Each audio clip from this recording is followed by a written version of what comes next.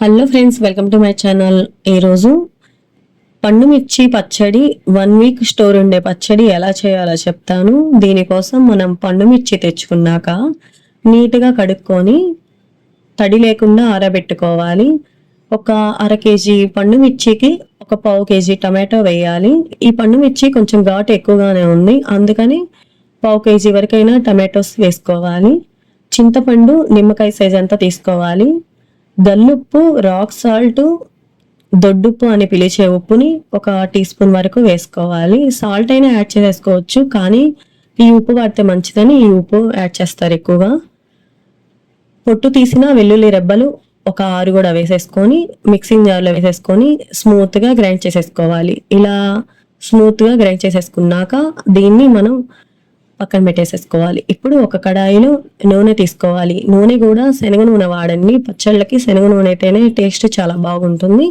ఈ నూనె ఒక 5 నిమిషాలు వేడెక్కాక మనం గ్రైండ్ చేసేసుకున్న పచ్చడిని ఇందులో స్లోగా యాడ్ చేసేసుకోవాలి.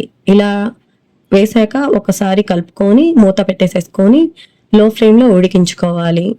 మనం పచ్చిది అన్ని పచ్చియే మిక్సింగ్ జార్లో వేసాం కాబట్టి మనకి తుక్కు తుక్కు తుక్కు అని సౌండ్ వస్తూ బాగా స్ప్రెడ్ అవుతుంది. అందుకని లో ఫ్లేమ్లోనే ఉడికించుకోవాలి. నూనె పైకి తేలి మనకి ఇలా బబుల్స్ రాకుండా ఉందంటే అప్పుడు ఈ పచ్చడి రెడీ అయిపోయినట్టు.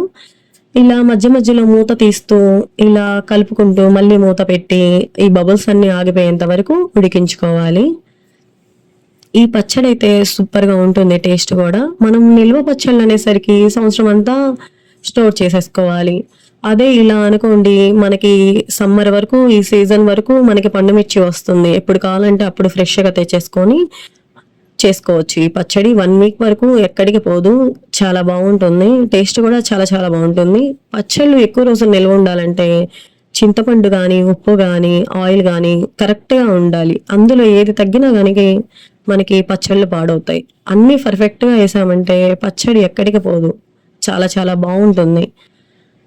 ఇలా ఉడికింది పక్కన పెట్టేసేసుకొని దీనికోసం మనం పోపు రెడీ చేసుకోవాలి. ఒక కడాయిలో నూనె తీసుకొని నూనె వేడెక్కాక పోపు దినుసులు యాడ్ చేసుకొని పోపు దినుసులు వేగాక తోలు తీసిన వెల్లుల్లి రెబ్బలు వేసేసుకొని ఫ్రై చేసేసుకొని ఇలా పచ్చడి వేసేసుకోవాలి. స్టవ్ ఆపేసేసుకోవాలి వెంటనే. మనం ఆల్రెడీ ఈ పచ్చడిని ఉడికించుకున్నాం కాబట్టి పోపు వేసాక స్టవ్ ఆపేసేసుకోవాలి.